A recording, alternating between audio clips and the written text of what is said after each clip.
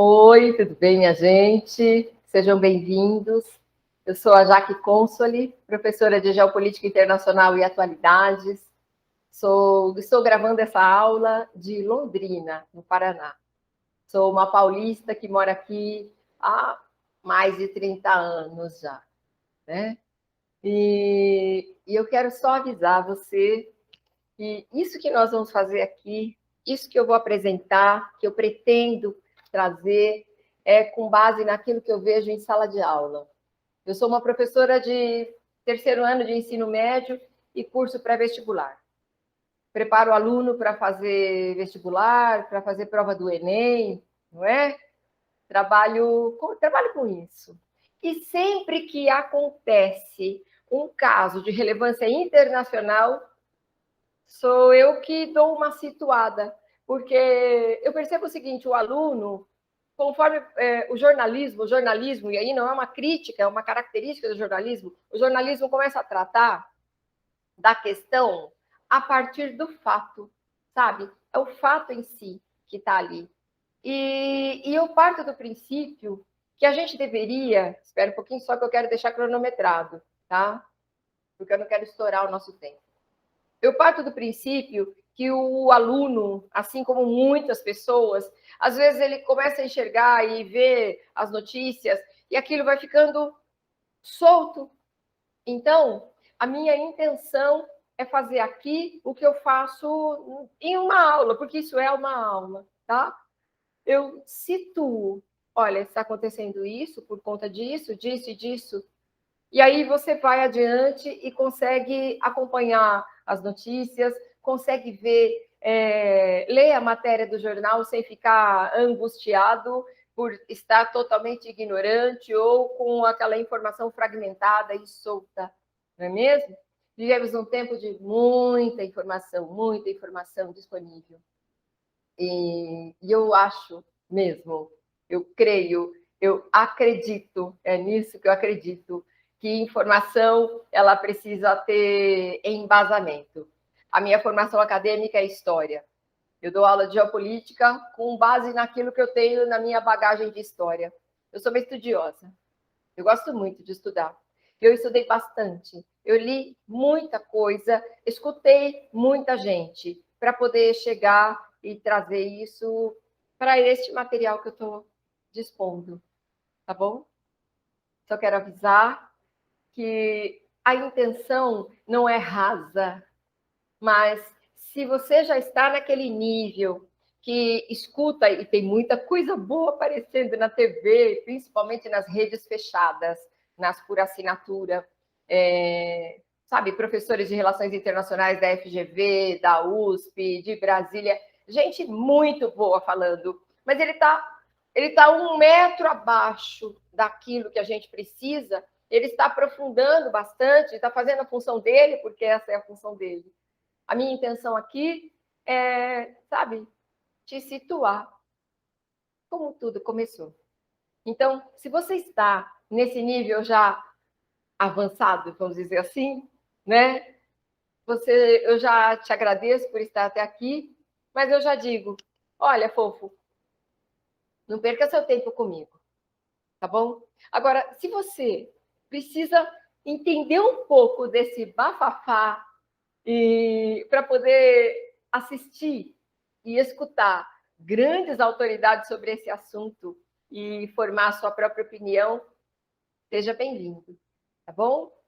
Seja bem-vindo. Vamos começar, lindeza? Vamos lá? Eu sou uma mulher da década de 60. Então, espera aí que eu tenho que pegar o negócio. Uma gambiarra, né? A gente está na casa da gente. A gente jogava War, entendeu? Nossa, como joguei War na década de 80. E sabe que eu acho que foi aí que tudo começou? Então, meu querido, a minha sugestão é, se você gosta de jogo de tabuleiro, se você gosta de entender lógica mesmo, de estratégia, olha, fofo, volta para isso, ó, eu não ganho nenhuma comissão da Grow, tá? Mas deveria, viu? volta para o jogo de tabuleiro, volta para colocar amigos, porque eu jogava isso com amigos, não era família, não. A gente jogava com os amigos ali. Era muito divertido. E com o War, eu aprendi, eu me lembro o que era conquistar, por exemplo. Vou voltar aqui, pegar o tabuleiro de novo. Esse aqui é novo, esse jogo é novo. Tem um outro bacaneza lá, mas era mais caro, eu não tive coragem de pagar. O que significava, por exemplo, conquistar Vladivostok? Lembra quando você jogava War? Meu, quando você conquistava Vladivostok? Acha, olha, a Rússia. Tá? Também vim de uma época em que a gente ganhava esse tipo de atlas escolar do Ministério da Educação. Este eu ganhei de uma escola não, de uma aluna. E ela chegou um dia na sala de aula e falou, professora, ela levou um atlas fazer alguma coisa, e ela chegou com esse. Eu falei, o quê? Ah, é do meu pai, ou da mãe, algo assim. Eu falei, pesa para ele, se ele não se importa, né? Eu acho que não se importaram. E aí eu ganhei. Ai, adoro! Olha, isso era a União Soviética, tá vendo, fofo? Tá vendo? Você tá vendo o tamanho desse bicho? Tá? Olha isso aqui, ó. Isso era a União Soviética. Meu, a gente tem que ir lá para trás para você entender o que é que aconteceu.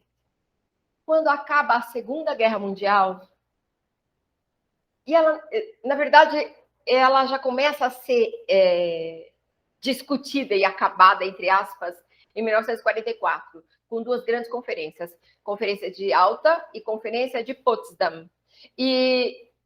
Na verdade, o Japão só foi derrotado em 45. Você lembra disso? Quando você estuda na escola? Então, em 45, o Japão recebe aqueles bombardeios horríveis de Hiroshima e Nagasaki, tá? Foram os Estados Unidos, hein? Só vamos lembrar? Foram os Estados Unidos que jogaram aquelas duas bombas em cima do Japão. Viu? Mas ainda não existia a Convenção de Genebra. Anota aí, fofo. Convenção de Genebra. Aliás, eu deixo um papel que você vai precisar, tá? De umas coisinhas que eu vou falar assim, ó, anota isso aqui que vai precisar. Ó, anota isso aí para você estudar depois. Já que vai cair no vestibular agora ainda, esse começo de ano? Claro que não, né, amor? Claro que não. Claro que não, né? Mas durante esse ano vai aparecer sim. Então anote Convenção de Genebra, tá? Para você estudar depois. Lá foi decidido o que é crime de guerra, o que é crime contra a humanidade, regras, o que é refugiado, qual o status de refugiado, o que fazer com uma pessoa que se enquadra no status de refugiado, entendeu? São coisas importantes para você, mais adiante, tomar atento daquilo que está rolando nesse bafafá do leste europeu. Ali, naquelas conferências da década do ano de 1944, algumas regras já começaram a ser estabelecidas e discutidas. Por quê? Porque você tinha o Reino Unido, a França e os Estados Unidos que se comportavam ali naquele momento como os personagens que venceram o nazismo. E sabe que eu tenho uma coisa para falar para você, fofo? Quem conhece Segunda Guerra só porque assistiu filme de Hollywood pode achar que quem acabou com o nazismo foi o soldado Ryan. Entendeu, fofo? Entendeu? Por quê? Porque a União Soviética não fazia filme, né? Se os soviéticos tivessem um esquema padrão hollywoodiano, mas é claro que ele não combinava com o formato do sistema socialista soviético. Mas se eles fizessem os filmes deles, talvez você percebesse que não foram só os aliados que venceram o nazismo. Mas esse é um assunto para a história. Isso é um assunto para outro dia. Hoje não, tá bom? Hoje não. Por que eu estou falando disso? Porque você tem que se ocupar que toda essa confusão ela é uma espécie de rabo. É um rabo da Guerra Fria, meu lindo. É um rabo de Guerra Fria. Porque quando você fala do personagem OTAN, sim, você está falando de Guerra Fria. Não, não acredito. Ai, não acredito. Não acredito que a gente vai falar de OTAN, de Guerra Fria. Meu Deus, eu estudo isso, eu estudei. Ai, você estudou. Você estudou. E todo ano no vestibular, quando eu vou ensinar, nos pré-vestibulares, quando eu vou ensinar geopolítica internacional e que a gente fala das ordens, eu já falo assim, você achou que você não ia estudar mais Guerra Fria? Ah, tamo junto, meu bem, tem que entender o mundo bem, tem que entender o mundo, ó, essa bolinha. E nós estamos também, a nossa aula não é para terraplanistas, tá, fofo? Se você se enquadra na categoria terraplanista, eu já te agradeço por estar até aqui, mas pegue o seu banquinho, lindo, e não perca seu tempo comigo, né? Bom, enfim, vamos lá. Aí, né, ali naquela configuração do pós-guerra, já começa aquilo que nós chamamos de Guerra Fria. A Guerra Fria vai de 45, anota aí, até 91. 91 é um ano importante, muito importante. Nessa época, Estados Unidos e União Soviética começaram a rivalizar. É aquele momento em que um levanta o queixo e olha para o outro, tipo, o que, que é? O que, que é?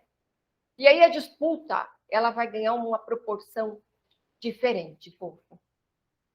É uma disputa de âmbito territorial, sim, porque a União Soviética consegue converter muitos países capitalistas que vão ali no leste europeu, eles viram socialistas. Então, a União Soviética, que já era aquele baita país formado em 1922, e a Ucrânia é uma das repúblicas soviéticas, a União Soviética, no fim da Segunda Guerra, começa a conquistar aliados. Eles não entram na União Soviética, mas eles tornam-se socialistas e passam para a esfera de influência soviética. Eles saem da esfera de influência americana e vão para a esfera de influência soviética, certo? No leste europeu você tem Polônia, Romênia, Bulgária, Hungria, a antiga Tchecoslováquia, a antiga Iugoslávia. Toda essa turma começa a unir-se ao capital ideológico que a União Soviética difundia, que é o sistema socialista, é o melhor sistema socioeconômico que nós temos para adotar. Pronto. E ali, no leste europeu, isso aconteceu, e na Ásia também aconteceu, quando China virou socialista, em 49, e quando lá no sudeste da Ásia, o Vietnã fala assim, oi. Lá na África, você tem Angola, Moçambique, tá? Na América, você tem Cuba, ou seja, países que eram capitalistas foram aos poucos, e cada um no seu momento, convertendo-se ao sistema socialista, tá bom? São sistemas socioeconômicos, isso é muito importante a gente ter essa dimensão também. Tem gente que fala assim, nossa, o socialismo é uma ditadura, nossa, o capitalismo, as liberdades. Parou, tá? Parou. Sistema socioeconômico é uma coisa, sistema político é outra, viu? E o sistema capitalista, ele é gelatinoso a ponto de se encaixar numa ditadura, numa democracia, numa república, numa monarquia que tem um perfil Arábia Saudita, numa monarquia parlamentarista como é o Reino Unido, tudo isso é capitalista. Ele pode ser um capitalista pobre, ele pode ser um capitalista rico, ele pode ser um capitalista democrático ou pode também ser um capitalista ditatorial, certo? Então, o capitalismo ele não é um sinônimo de prosperidade e de liberdade ou democracia, como muita gente confusa, porque hoje tem muita gente confusa, fofo. Nossa, como tem gente confusa. E elas falam, né? Falam, postam, escrevem, tem seguidores. Bom, enfim. Tudo bem. Diz, tá bom? Já o sistema socialista, é ditatorial? Sim, ditatorial. Ditatorial. Mas há linhas socialistas. Mas esse é assunto para outro dia. Tudo isso é para quê? Para você entender que a treta com a Ucrânia, ela não começou agora, não, hein? Ai, por que a Rússia atacou a Ucrânia? Nossa, eu tenho que. O buraco é mais embaixo. Por isso que eu estou indo lá para trás da Guerra Fria. Tá bom, fofo? Por isso que agora eu vou compartilhar algumas imagens com você, algumas telas com você, para você acompanhar melhor, né? Espero que esteja tudo bem até aqui, né? Menino, você não tem noção do lugar que eu tô gravando. Você não tem noção. Depois eu vou tirar uma foto. Sabe por quê? Porque quem vê o porre não vê os corre, né? Se você olhar a gambiarra que eu tive que fazer, você não vai acreditar. Vamos lá. Compartilhando, tá lindos. Vou achar aqui. Eita, que esse computador, tá computador bom. Eita, computador bom, sabe? Eu tenho que dizer que, meu, você é muito bom, sabe? É igual meu celularzinho. Ele é humilde, não é um celular de marca cara. Mas que celular, como eu sou grata a ele. Eu fiz a pandemia, aquele primeiro momento de aula online, tudo com ele, né? Tudo, tudo, tudo, tá? E eu queria que você entendesse que é possível assistir uma aula online e aprender. E é por isso que eu estou aqui. Tá? O leste europeu, então, mais uma crise que virou guerra. Por que o mundo está olhando tanto? Ué, porque está na Europa, né, fofo? Claro que ele está na Europa. Meu querido, está na Europa. É por isso que o mundo está olhando tanto. Mas quando tem massacre por aí, não, porque nós também temos esse defeito. A gente naturalizou o caos. Alguns lugares caóticos, a gente simplesmente olha e fala assim: nossa, sempre foi assim ali, né? Que pena. Nossa, como passa fome esse lugar, que pena, né? Tem algumas crianças que, quando morrem, comovem mais do que outras crianças. Mas esse é assunto para outro dia. Mas é por isso que eu trabalho, sabe? É por isso que eu trabalho. Porque eu acredito que educação transforma. Transforma a tua vida, da família, transforma o teu entorno. Então, ela vai desse microcosmo doméstico e da sua vida, como da sua vida, de você indivíduo, para um coletivo maior. Essa imagem me comoveu muito, tá? Não tem ninguém morto, tá vendo? Não tem ninguém morto, não tem um ataque, não há um bombardeio, não tem uma cidade com um míssil, mas é uma trincheira. Quando tem uma trincheira escavada, isso significa que essa guerra vai para o chão. Porque uma coisa é pensar em ataque aéreo e a eficácia de ataque aéreo. Outra coisa é pensar nessa guerra que ela vai para o chão. E aí você vai ter soldado atacando outro soldado, tem estratégia e conquistar território, aí é chão mesmo. Conquistar espaço no chão é muito, muito importante, tá? Vamos lá. Essa primeira imagem que nós temos aqui. A primeira imagem que eu quero compartilhar com você é essa imagem de satélite, um pouco antes ali, um pouco antes da Ucrânia ser atacada pelos russos. E às vezes eu estou fazendo um pouco de confusão, tem hora que eu estou falando, eu falo, é o russo, é o soviético, porque tem coisa que está ficando um pouco misturada. Mas enfim, dá uma olhada. Não é pouca gente, isso é só um lado, não é pouca gente, e isso não se organiza, e você não desloca uma multidão assim para ficar pouco tempo, entendeu? Não é só um exercício militar, né? Como dizia antigamente, tipo essa semana, Vladimir Putin, tá? Aqui, a velha União Soviética. Acho muito interessante quando você vê, eu gosto de trazer para que você tenha a dimensão de quem era os países aqui próximos, né, junto com a Rússia como esse grande personagem, esse baita país com um território enorme, com uma população muito grande, com uma história bastante antiga também, e os seus vizinhos. Por isso, eu chamo a tua atenção para dois em especial.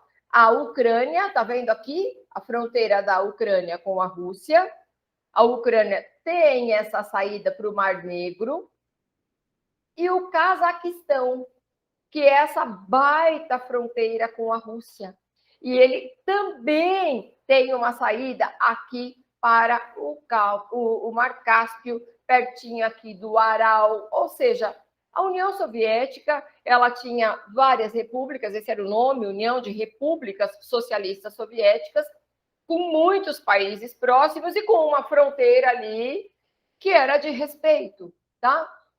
O que acontece hoje, quando a gente fala da Ucrânia? Eu quero falar de você dessa Ucrânia, que agora está ali com o queixo levantado, tipo, Como assim? Entende?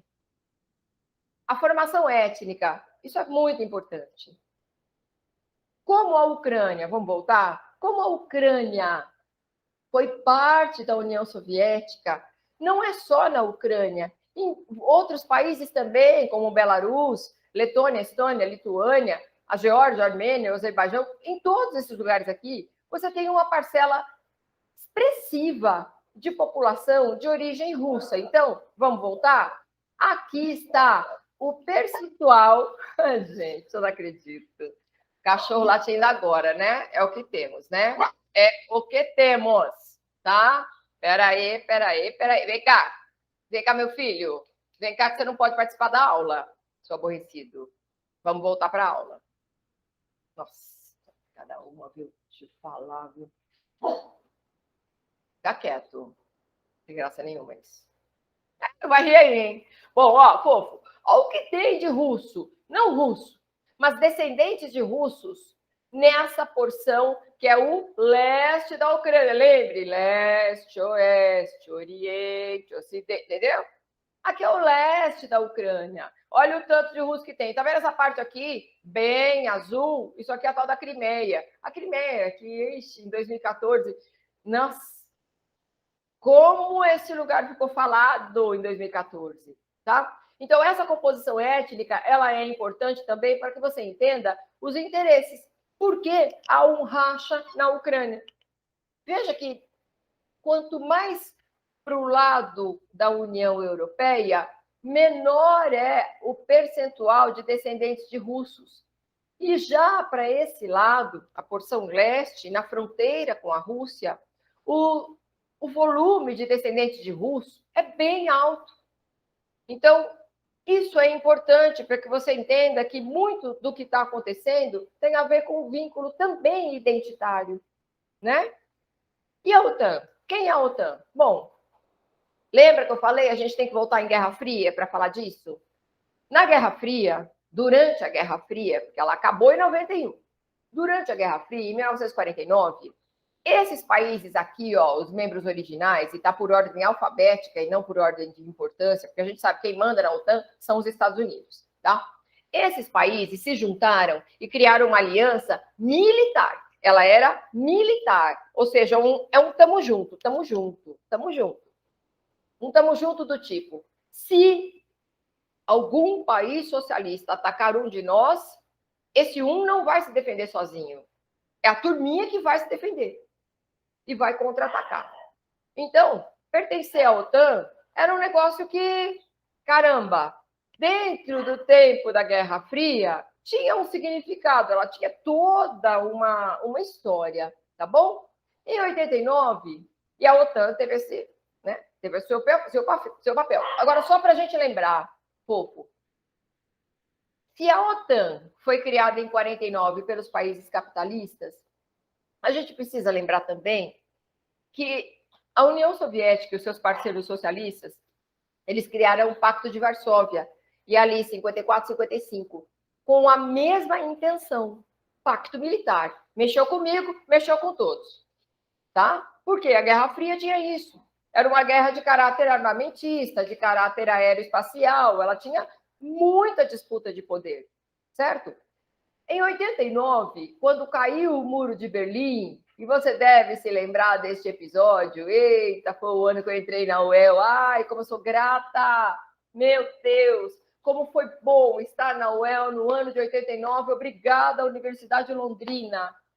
Putz, como foi bom, como foi importante, o que eu vi de discussão, o que eu vi de debates, de palestras, de gente de fora vindo, putz, mas como foi rico, como eu amadureci, sabe? Como eu amadureci. Parece que morreu uma meninona e entra uma outra personagem, uma outra pessoa. E em 89, quando cai o Muro de Berlim, muito daquilo que se esperava dessa rivalidade capitalista e socialista, e um dia, quem sabe, o socialismo tem, muito disso se perdeu. O muro, ele era a única parte palpável da Guerra Fria, a única coisa material, pouco, porque o resto era só no mundo das ideias, tá? E armamento, dá-lhe armamento. Agora, o que é que eu podia tocar? O muro, entendeu? Inclusive, eu tenho um pedaço do muro de uma aluna, uma ex-aluna agora, maravilhosa, que foi para Berlim e me trouxe um pedaço do muro. Nossa, é guardado num lugar especial para mim, sabe? Berlim é uma cidade que eu gostaria de conhecer. Em 89 tem a queda do muro, em 91 a União Soviética se desfaz. O que é? Se ela era uma união de repúblicas socialistas soviéticas, quando essas repúblicas começam a declarar independência, o governo central, que ficava ali em Moscou, foi aceitando. Então, Letônia, Estônia, Lituânia, tipo, vou sair, vou sair, vou sair. Porque a União Soviética já não tinha mais, sabe, ela perdeu o bonde. Ela não dava mais conta de competir com os Estados Unidos, porque mudou o padrão tecnológico. Não tinha mais como competir. Os Estados Unidos eles estavam na terceira Revolução Industrial e a União Soviética permanecia na segunda Revolução Industrial. Enquanto os dois tinham o mesmo patamar tecnológico, eles competiam de igual para igual. Às vezes um estava melhor, o outro, né? Agora, quando o patamar tecnológico americano dá um salto e a União Soviética fica aqui, acabou. Acabou, não tinha mais como sustentar. Então, ela vai definhando e, em 91, acabou a União Soviética e surge a Rússia, a Federação Russa, a Ucrânia, tá? Letônia, Estônia, Lituânia, Geórgia, Armênia, Azerbaijão, Quirguistão, Tajiquistão, Turkmenistão, Cazaquistão, tudo, né? Tudo isso aí vira país.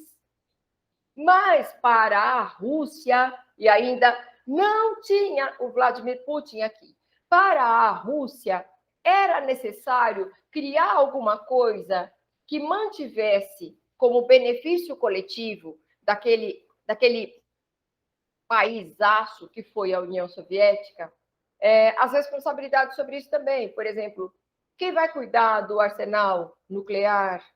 Quem vai administrar? Porque eles foram um país, a União Soviética foi um país que ele existiu de 1922 até 91. Então, nesse tempo, ferrovias, rodovias, centrais de energia, universidades, tem muita coisa que ficou coletiva. E lá, naquele momento, a Rússia diz assim: vamos criar uma comunidade de estados independentes e de independentes. Sim! A Letônia, a Estônia, a Lituânia falaram assim: obrigada, não vou. Ei, linda, vem. Por que não?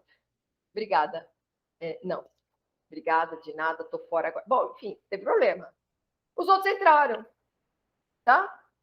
Na SEI, que não é a União Soviética, porque elas são independentes e cada um passou a seguir o seu caminho, era necessário fazer a gestão de algumas coisas. Mas é claro que a Rússia sempre foi a Rússia. Então, para a Rússia, ter essa turma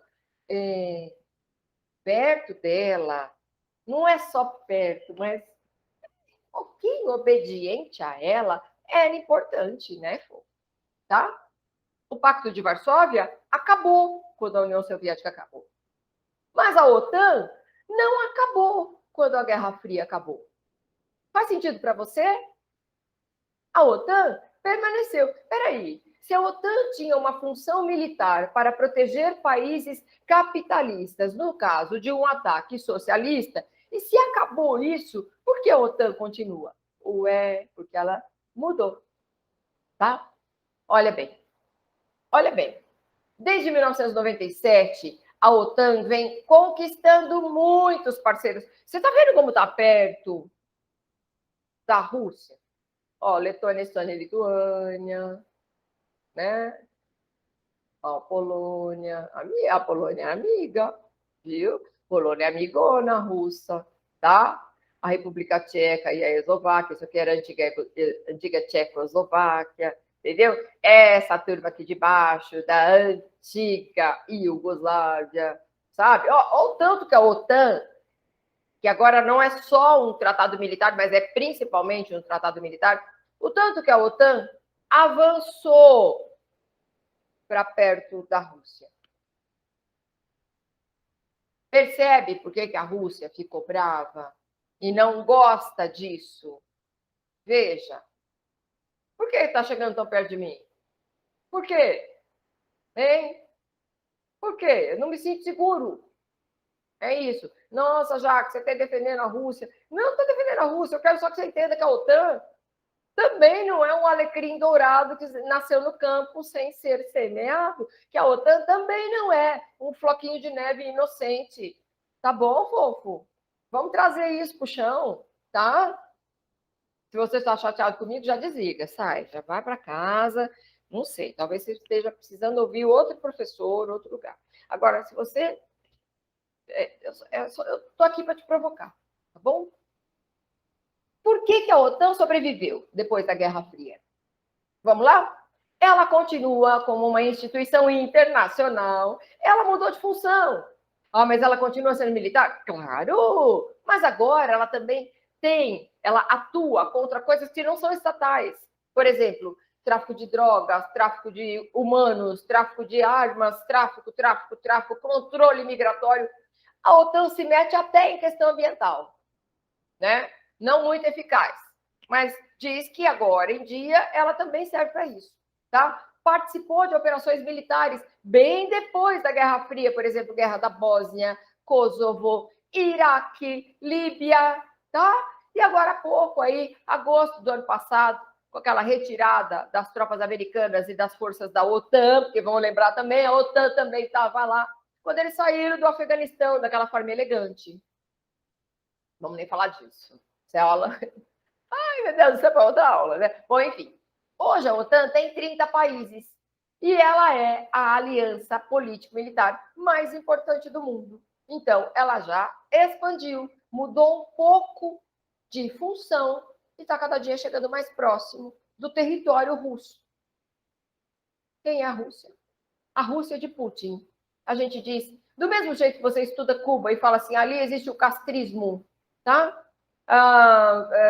Estuda Venezuela, e você fala assim, poxa, o que é? Isso aqui, isso é chavismo na Venezuela. Alguns presidentes, eles vão ficando tão marcantes que vão praticamente criando um estilo próprio, né? E com uma carteira, uma carga de... uma espécie de... carteira, não, uma doutrina, uma espécie de cartilha.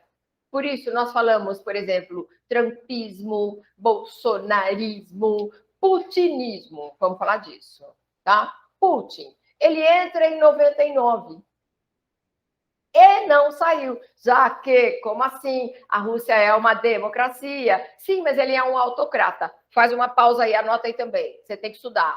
O que é um autocrata? Isso pode cair em vestibular, inclusive, daqui um pouco, tá? Autocrata. Autocrata é o desgraçadinho que é eleito de forma democrática.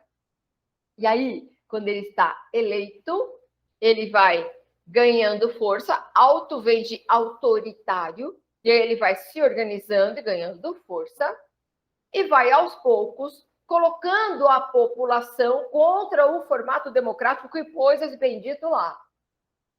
E ele começa, por exemplo, a atacar o Congresso, atacar a Suprema Corte, isso é um autocrata.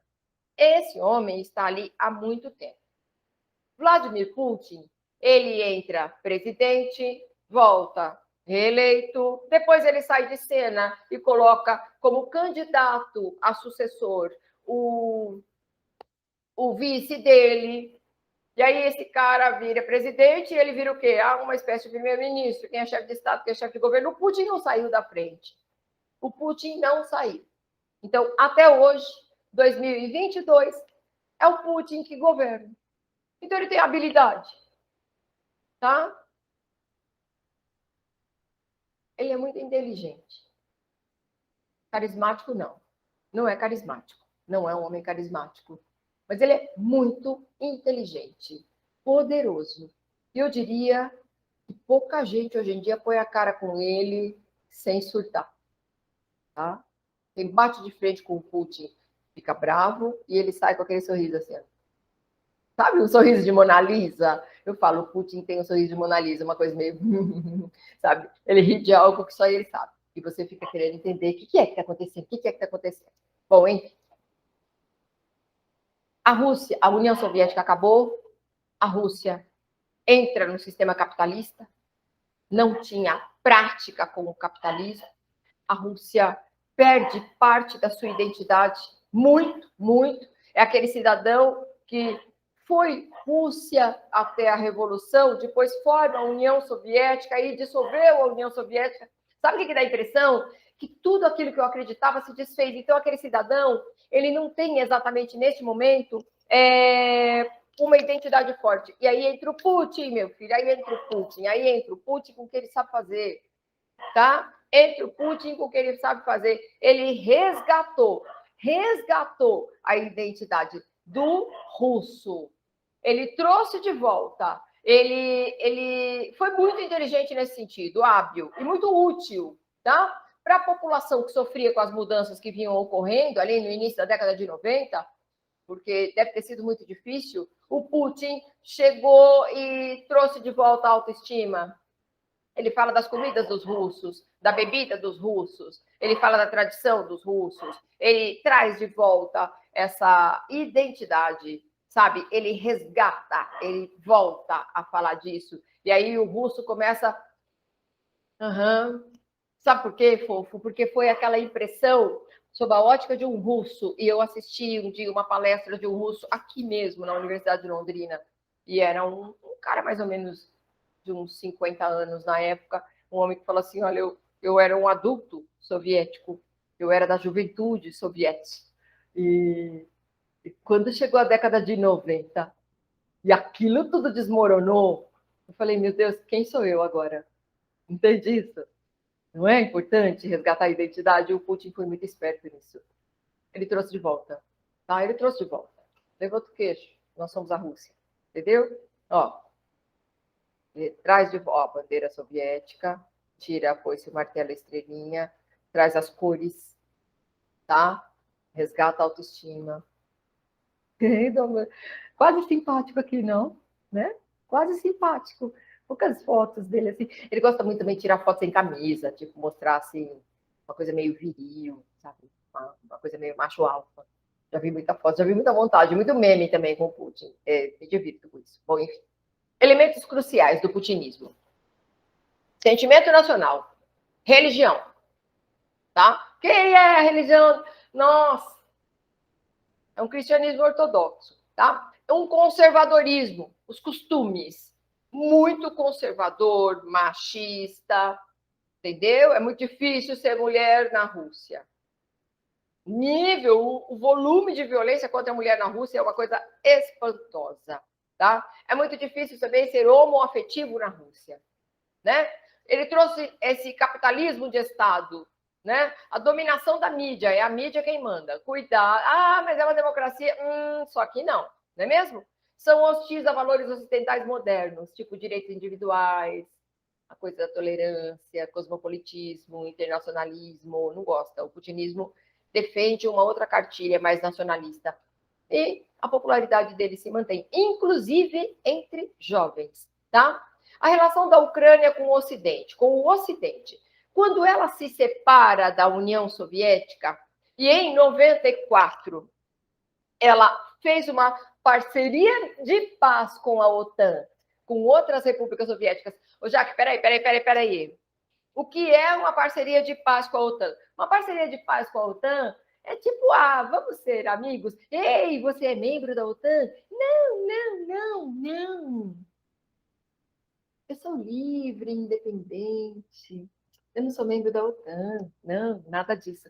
Quando ela faz essa parceria de paz, ela começa a incomodar, tá? Mas aí o Putin ainda não era presidente. Mas tudo bem. Em 2008, ela começa a fazer o seu mega plano de ação para entrar na OTAN. Então, o que você tem? Você tem a OTAN querendo a Ucrânia, porque já tinha conquistado vários ex-aliados soviéticos, e agora vem a Ucrânia. E uma Ucrânia disposta a... quero ser OTAN, quero ser União Europeia, né? Sou Ocidente. E aí você tem do lado de cá, em Moscou, o Vladimir Putin olhando, não, para com isso aí. OTAN, para, linda, para que não vai dar para você. Eu sou livre. Mas não é. Eu sou livre. Entendeu? A coisa começa a tretar. Em 2010, foi eleito o Viktor Yanukovych, que era pró-Rússia. Mas os ucranianos estavam determinados a entrar na União Europeia. E lá adiante, em 2013, quando a União Europeia falou assim, eu vou ver, não falou assim, você faz parte. Não, a União Europeia disse, eu vou ver, Ucrânia. Só o eu vou ver fez o ucraniano daquela parte pertinho da Europa. Não o ucraniano do lado russo. Lembra que eu mostrei agora há pouco para você, fofo? Fez esse ucraniano daquele pedaço de lá, fica todo contentinho, tipo, uau, uau, uau, mudou, entendeu? Tá? Onda de protestos. Por quê? Porque o Vladimir Putin deve ter feito um telefonema. Victor, o que é isso que você está fazendo aí, meu rei? Oi, nada, não. Melhor não mesmo. E aí o Viktor Yanukovych foi para a rua e falou assim, gente, ó, nós precisamos pensar nos interesses da Ucrânia acima de qualquer coisa. Tererê, tererê, tererê. Tipo, a gente ainda não vai fazer a adesão da União Europeia. O quê? Aí é aquela hora que o povo pinta a cara, né, fofo? Pinta a cara e vai para o abraço. Aí o pau fechou. O pau fechou aquela onda de protestos e, neste meio de caminho, com esse bololô, né? Esse lado, o lado leste, cheio de descendentes de russo. Gente, inclusive, tem muito negócio com a Rússia, fazendeiros e tudo mais. Esse lado leste começou a opa, não estou gostando disso, prefiro permanecer mais com os negócios com a Rússia do que com a União Europeia, eu não quero treta. E em 2014, a Crimeia, aquela penínsulazinha pititica, a Crimeia fez lá um referendo e resolveu separar da Ucrânia e ela não virou país. Ela não foi... Só, entenda isso, fofo. Não foi um processo de independência, tipo, eu, Crimeia, agora sou um país chamado República da Crimeia. Hello? Não! Ela deixou de ser Ucrânia e entrou na Rússia. E a Rússia... Oi, linda. Volta, amor, volta. Crimeia é Rússia. A comunidade internacional, todo mundo, não pode. Aí começa de novo aquele tererê em cima de Vladimir Putin. E sanções, vamos meter sanções. Sanções são dificuldades, tá? Então, a Rússia está interferindo no processo de independência, de autonomia da Ucrânia, onde já se viu, e não sei o que. Sanção. E o Vladimir Putin manteve ali, filho, olhando para o horizonte e esperando o pau fechar. Tá? Em 2019, entra esse moço, que é o presidente da Ucrânia de hoje, Volodymyr Zelensky. Tá? Vale a pena dar uma lida sobre ele, viu, fofo? Interessante a história desse rapaz. Aliás, ele está me surpreendendo. Em 2020, ó, pandemia derrubando o planeta. A gente tudo apavorado. Em 2020, a Ucrânia virou uma parceira de oportunidades aprimoradas com a OTAN. Percebe como, já que por que a Rússia atacou a Ucrânia agora? Nossa, o que será que eles fizeram agora? Nada. Mas é um namorinho que já vem aí um tempo aí voltando, tá? Em 2020, o Zelensky anunciou um plano com uma parceria de segurança com a OTAN, ou seja, este presidente, e ele é um outsider, ele faz parte daqueles que não são da política, aquele cara que entrou na política e que representa muita coisa. É legal ver. Mas eu estou muito surpresa com ele. Mas, bom. Em 2020, ele falou assim, nós estamos fazendo uma parceria com a OTAN. O Vladimir Putin está de lá, falou, fica quieta, o que você está fazendo aí? O que você está fazendo aí? Ei, estamos modernizando a Ucrânia. Não. Entendeu, fofo? Em 2021, a OTAN falou assim, lembra lá em 2008, Ucrânia, quando você queria entrar? Nós vamos trazer de volta aquele projeto. 2021, agora, ano passado, nós vamos trazer de volta aquele projeto para você fazer parte, você vai ser membro da OTAN. Tá? O que a Ucrânia fez? Legal. O que o Putin fez? Começou a mandar forças militares para fazer um exercício ali na fronteira com a Ucrânia. A tensão se agravou, claro. Qual a preocupação da Rússia? Preocupação geopolítica. Eu não quero esses caras chegando perto de mim. Nossa, Jaque, só porque a Ucrânia vai fazer parte da OTAN? Ué, não é suficiente? Você não entendeu ainda? Hein? Vamos ter que desenhar, vamos ter que desenhar. Ele não quer, caramba. Está muito perto de mim. Ou seja, ele está entrando. A OTAN está chegando muito perto do meu território. OTAN é militar. O Putin não enxerga isso de outro jeito. Nem eu, vou combinar. Para mim, a OTAN é, sim, uma aliança militar. Você está chegando aqui perto. Você não vai ficar mais tão perto de mim. Escureceu aqui, caramba, gente. Olha que coisa, escureceu. Nossa, eu vim para esse lugar porque achei que a luz era boa. Peraí, um pouco. Deixa eu ver. Isso. Tô brilhando, ó. Fiquei brilhando. Não gosto dessas luzes. Sabe essas luzes? Parece que a pessoa encheu a cara de iluminador. Já que isso tem a ver com a aula? É nada, né? Mas tem a ver comigo, né? Olha essa bochecha. Parece que tô com um holofote na bochecha. Pô! Ai, que saco. Vou continuar assim mesmo, tá fofo? Desculpa ter nascido. Vamos voltar. Bom, aí, né, gente? Aí, o que é que aconteceu aqui com esse babado forte? Putz, eu vou dar um F5 para começar tudo de novo. Ai, como eu odeio. Ai, como eu odeio que eu faço isso. Faço isso, odeio, odeio, odeio, odeio, odeio. Oi, Putin. Né? Vamos lá. Preocupação. A Rússia está vendo que os caras estão chegando muito próximo. Isso aí, a gente fala assim, muito próximo ao território de dentro. Entendeu? Para a Rússia, essa turma que foi meu parceiro, essa turma, inclusive você, Ucrânia, que fez parte da União Soviética, você deveria ser uma espécie de aliada comigo e não com eles. Pô, você está se juntando com os caras. Entendeu? Ah, mas a Ucrânia não tem direito de fazer o que ela quiser? Tem. Tem, mas não é fácil assim, não, viu? Tá? Não é fácil isso nem com amigo, né? Sabe quando você tá com um amigo e tem uma treta com um amigo? Você tem ciúme de amigo? Eu tenho ciúme de amigo, eu tenho problema. Quando eu tenho uma amiga que tá meio que rindo mais para um lado de lá do que comigo, nossa, tem problema, tá? Bom, enfim. Repúblicas, ex-repúblicas que a Rússia fala assim, não mexe com eles. Se eu aqui, uma professora no sertão do Paraná, sei disso, então é claro que a OTAN também sabe, né, gente? Por favor, né? E a inteligência americana, que parece que não está tão inteligente nesses últimos tempos, mas vamos lá. Belarus, não mexe com ela. Moldávia, não mexe com ela. Ucrânia, não. Cazaquistão, não. É isso. Por que, Rússia? Porque sim. Porque está perto aqui, está perto de mim. Tá? Eu não quero que fica fazendo proposta para essa turma que está comigo. Quando esses países começam a ter cooperação com a OTAN, com os Estados Unidos, isso desagrada a Rússia. Né? Olha aqui, olha ela aqui. A Rússia. Tá? A Ucrânia.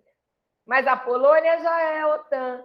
A Belarus não. Essa aqui é uma amiguinha da Rússia. Na verdade, é uma amiguinha, tipo, é uma amiguinha barra capacho, tá? Olha o tamanho do Cazaquistão. Olha o tamanho do Cazaquistão. Tipo, não mexe com eles. Não mexe. OTAN, nada de chamar os cazaques. OTAN, não é para chamar a Ucrânia, linda. Obrigada. OTAN, eu não quero que mexa com Moldávia. OTAN, não.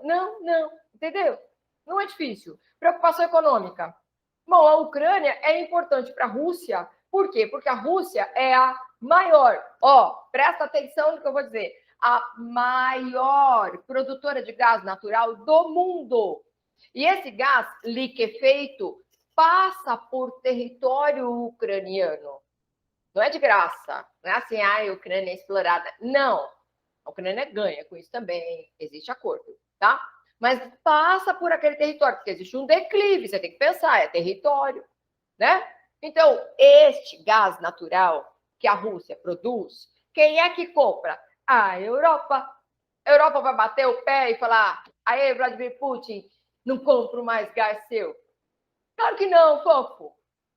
Claro que não. Porque eles não têm como acender luz, entendeu? Eles precisam do gás. Nossa, Jaque, mas poderia procurar outras fontes? Sim, óbvio que sim, né? Mas isso você não faz de um dia para outro. Entendeu, fofo? Né? Gasodutos são importantes. É a maior produtora de gás do planeta, a segunda maior exportadora de petróleo do mundo, só perde para a Arábia Saudita. Ah, por que o acesso ao Mar Negro é tão importante? Ué, Porque aqui em cima, na Rússia, que tem um puta de um litoral, ali é ártico. Congela, não dá para usar o ano inteiro, gente. Eles têm que usar a parte de baixo. Apesar de ser gigante, ela não tem muito mar ali, entendeu? Muito mar assim que dá para usar. Então, esse acesso ao Mar Negro via Ucrânia é importante. Aqui, ó, Mar Negro. Ó, tá vendo esse pedacinho aqui que estou mostrando aqui? Isso aqui é a Crimeia. Né? Até para ter acesso à Crimeia, você está vendo que é abertinha, que é um canalzinho? É um canalzinho. Então, até para ter acesso à Crimeia e tudo mais, esse canal ele tem relevância geopolítica. Olha a Ucrânia, olha o que passa de gasoduto para chegar até a Europa. 58% do gás da Ucrânia vem da Rússia. A Ucrânia faz o que com esse gás? Gera energia elétrica, né, meu querido? Gera energia elétrica, tá? E 66% do gás russo que é exportado para a União Europeia, porque Polônia, Hungria, Romênia, essa pobraiada aqui é a União Europeia, tá? 66% desse gás russo passa pela Ucrânia. Ô, Jaque, mas isso não poderia continuar ocorrendo? Aquelas perguntas de aluno, né? Que eu tô acostumada com aluno. Não podia continuar acontecendo isso se, por acaso, a Ucrânia fizesse parte da União Europeia? Claro que poderia. Mas aí, se a União Europeia meter uma sanção contra a Rússia e a Ucrânia fizer parte da União Europeia, a União Europeia, claro, que vai exigir que a Ucrânia aceite as sanções e vai ter que colocar isso em prática. E se a Ucrânia entrar na OTAN? Se a Ucrânia entrar na OTAN, todos os interesses russos não estariam mais garantidos. Aqui, ó, a expansão da OTAN para o leste, então, por favor, vamos lá, vamos lá. Ah, o Putin rompeu tratados internacionais porque ele atacou a Ucrânia sem motivo aparente, a Ucrânia não era uma ameaça. Não era e não é. Mas está resistindo lá, hein? Né? Está resistindo. Oh, mas o Putin não podia fazer isso. Isso, o Putin não podia fazer isso, mas a OTAN também podia não ter feito o que fez. Pronto, falei. Tá? É isso.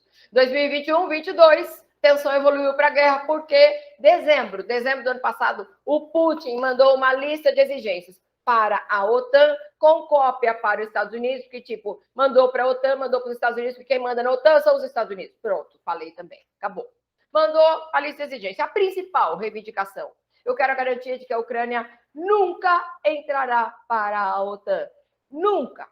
Olha, o Putin não falou com a Ucrânia, o Putin falou com a OTAN e com os Estados Unidos, porque ele entende que se essa sedução e se esse convite não vier de lá, a Ucrânia vai continuar com a parceria com ele.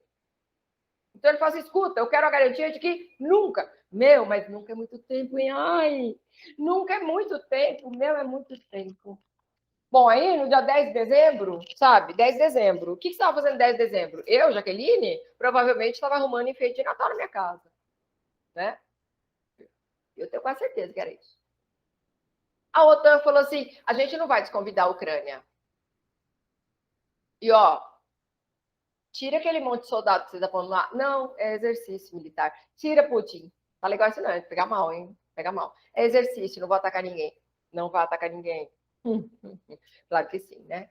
Se até eu aqui no sertão do Paraná sabia, Biden também sabia. Já que o Biden errou, o Biden está fazendo o que o Trump teria feito, o que o Obama teria feito, o que qualquer um teria feito. E se você acredita, de verdade, se você é daquele time que acredita que os Estados Unidos iam comprar, abraçar essa jaca e brigar com a Rússia de igual para igual, você faz parte de um grupo gigantesco que ainda acha que os americanos se metem em guerra sozinhos. Eles não vão sozinhos, nunca. Tem muita coisa em jogo. Porque se fosse o Obama, o Obama era a mesma coisa. Porque se fosse o Bill Clinton, mesma coisa. Se fosse o Trump, porque o Trump não ia deixar, e assim, inclusive o Trump foi presidente porque, né? Bom, enfim, ia dar a mesma. Estados Unidos iam falar assim, nós rejeitamos qualquer coisa, nós defendemos a democracia, nós não queremos que isso ocorra, mas eles não vão se meter assim, tá? Sozinhos. Não, ninguém faz isso. A Ucrânia. A Ucrânia diz assim, ó, a Rússia já usou ataque cibernético, porque tem jeito, hein? Porque a Rússia entrou. Mas a Rússia tem formas de destruir sem jogar uma ogiva nuclear, viu, fofo?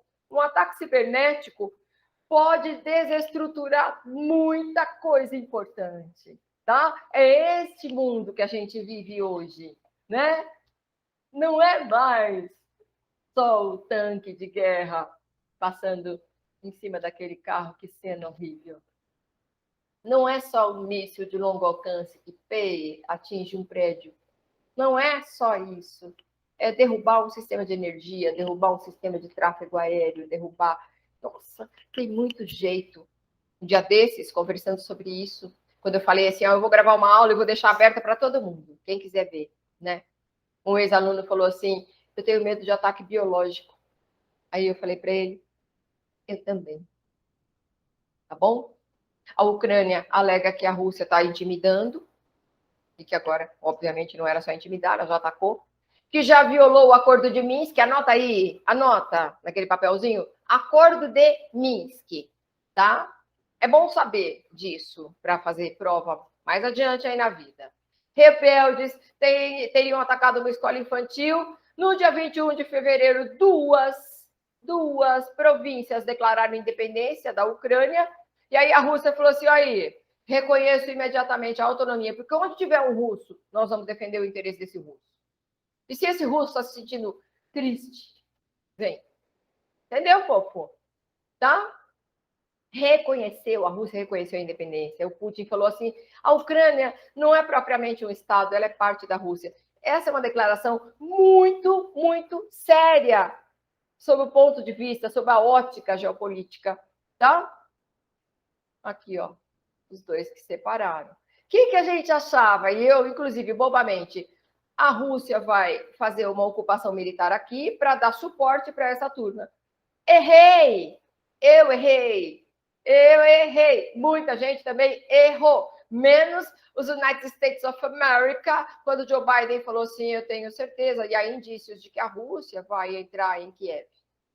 E aí, sim, a Rússia entrou por aqui, está entrando, né? Ah, eles estão matando muita gente. Podia estar muito pior. Pô. Podia estar muito pior. Eu te afirmo. Quem tem força militar para bater de frente com a Rússia? Isoladamente, os Estados Unidos e a China. São os dois países que têm força militar para bater de frente com a Rússia e falar, vamos brigar. Mas não, ninguém vai. Ah, e se for turminha? Se for turminha, a OTAN, porque tem os Estados Unidos, poderia, sim, virar o estrago. Nossa, vira uma terceira guerra? Acho que não, né? Porque é Europa. Ninguém quer guerra ali, fofo. Ninguém. Tá? Tudo bem? 25 de fevereiro, reunião do Conselho de Segurança da ONU. Assisti, durou mais ou menos 2 horas. Gosto de assistir isso. Gosto porque é meu serviço. Gosto porque eu tenho interesse. Gosto porque eu acho legal. Eu gosto, né? Aí fiquei ali assistindo. E claro que o Conselho de Segurança estava reunido para debater o que fazer nesta crise da Ucrânia. E a resolução, obviamente, pediria a retirada imediata das tropas russas de dentro da Ucrânia. Aí veio a discussão e a votação. O Conselho de Segurança da ONU tem cinco membros permanentes, tá? A gente chama de pentarquia. Estados Unidos, Reino Unido, França, Rússia, antes era a vaga da União Soviética, e China, tá? E 10 que são rotativos. E neste momento, neste sorteio, o Brasil está nos 10 rotativos. 11 votaram a favor da medida, tipo, Rússia, tira as tropas, vamos voltar a conversar. Que foram Albânia, o Brasil, Estados Unidos, França, Gabão, Gana, Irlanda, México, Noruega, Quênia e Reino Unido. 3 se abstiveram. China, Emirados, Índia. Claro que a China iria se abster, os Emirados também, né? E a Índia me surpreendeu aí, mas qualquer dia a gente fala disso. Um votou contra. Rússia. Acontece que a Rússia é um dos 5 que podem votar e vetar, e basta um veto e acabou. Tá? Então a resolução foi vetada e o Putin ganhou mais essa. Vamos voltar? Deixa eu fechar aqui. Deixa eu voltar aqui para falar com você. Já demorou mais do que eu gostaria, já escureceu mais do que eu queria. Minha cara está brilhando muito mais do que o adequado, mas é o que tem. Eu trabalho porque eu gosto de ensinar. E às vezes eu erro querendo acertar, sabe, Fofo? Eu sou uma professora. Eu sou só uma professora. E eu quero muito que as pessoas entendam que, putz, educação é o caminho. É o caminho. Quero mostrar para você o negócio aqui. Ó. Ó. Eu sou uma professora desse tempo aqui, ó. Eu faço parte de toda essa transição tecnológica. Eu estudei em escolas durante o regime militar, eu trabalho em escolas presenciais, eu trabalho também num curso online e sabe, nada faz o meu olho brilhar mais quanto ver o meu aluno, o meu ex-aluno aprendendo mais. Então, querida, ficou maior do que eu gostaria. Te peço desculpa por isso, tá? Eu espero que tenha sido útil. Eu espero que agora, assim, quando você pegar um jornal, sabe? Quando você pegar a tua revista, quando você escutar um podcast, isso se desenhe na sua cabeça. Que você faça força para os brasileiros não pararem de estudar. E você que já está... Agora uma coisa assim... Aí já é Jaque sonhadora, porque é isso que me move. Você que já está formado, ou você que já tem uma condição socioeconômica melhor, ajude um estudante que ainda não está conseguindo. O país está com muita gente empobrecida, com uma classe média espremida. Nós, do grupo, estamos fazendo bastante, bastante. Além de ter um trabalho com uma mensalidade com um preço bem, bem baixo, nós também ajudamos muita gente, inclusive aqueles que não estão podendo pagar. Mas não é o suficiente para todo mundo que está precisando estudar. Então, se você pode, se você tem isso no seu, sabe, no seu propósito, se você acredita que a educação pode fazer esse bendito Brasil, essa terra Brasilis, mudar, eu peço que você procure a gente, tá bom? Muito obrigada até aqui. Tchau, fofo. Obrigada, viu? Parar de gravar. Precisa, né? Meu Deus, ninguém merece. Beijo. Compra um jogo de tabuleiro. Se divirta com a tua família, com seus amigos. Estratégia militar é legal, bacana. É bacana de estudar. É triste de ver. Tchau, fofo. Obrigada.